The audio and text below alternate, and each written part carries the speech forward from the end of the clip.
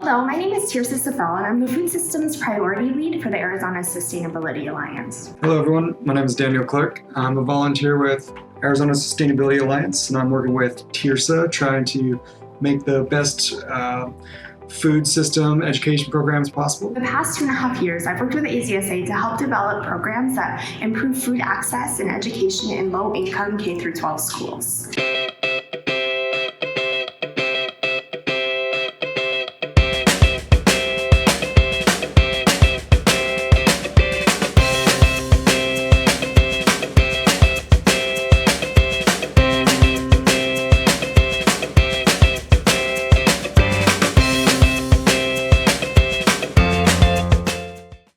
Some of the projects that we work on include the Sow It Forward Vertical Garden Program, where we use vertical aeroponic gardens to teach K-8 students how to grow food, and then food computers that we typically put into high schools where students can do research on food. What we're going to do throughout this series is go over some of the things that we're doing at AZSA, but also give you tips and lessons on how you can start your own garden at home and hopefully get everybody engaged and growing their own food during this time.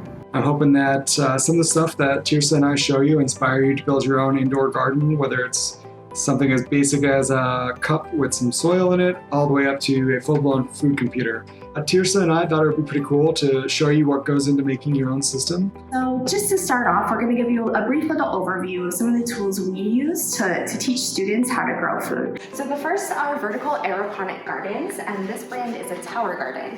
And so how these work is that there's water below in the basin, and it gets pumped up to the top and sprinkled down through plants. And so this method of growing is known as aeroponics. And typically, the roots of a plant are suspended in soil, and so that's where they get their nutrients and their water, and so that's a traditional gardening method. For aeroponics, the roots of the plant are suspended in air. So this baby plant is still a baby, so its roots aren't very long, but typically when its roots grow down here, they're gonna grow inside of the garden and get misted with water periodically. So it's about 15 minutes out of every hour that the roots get water. And so that's known as aeroponics because the roots are suspended in air. Another way to grow food is with hydroponics, and that's how we grow food in our food computers. And so we just planted all of these seeds this week.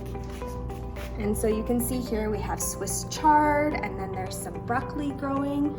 And this method of growing is known as hydroponics because the roots are suspended in water.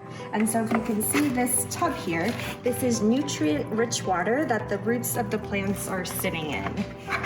And so how this works is you grow the plants in the chamber down here, and then on top of the computer is a Raspberry Pi.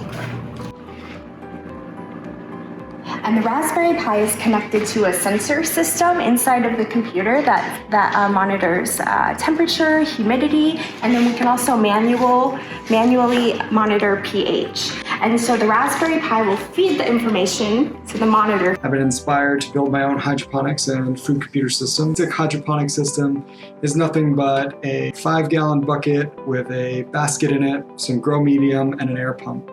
There's a little bit more to it than that, but in reality, that's it. So everything that you need to make a hydroponic system can be purchased at a local store. We are in a quarantine right now, so if you do need to buy it online, obviously that's what you gotta do, but the majority of the stuff can be found around your house.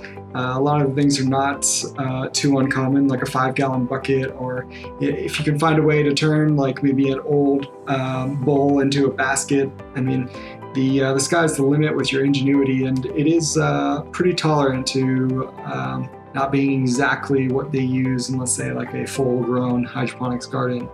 In 2 or 3 months, depending on what you decide to grow, you've got a full-blown indoor garden or plant, depending on how big you want to make it. We really hope that you ask questions and stay really engaged in this process. Part of this series, we hope that we can answer your questions, and I'm sure if you have a question, then so do other people. And so it's really helpful if you share those with us, and then we can talk about those through these series.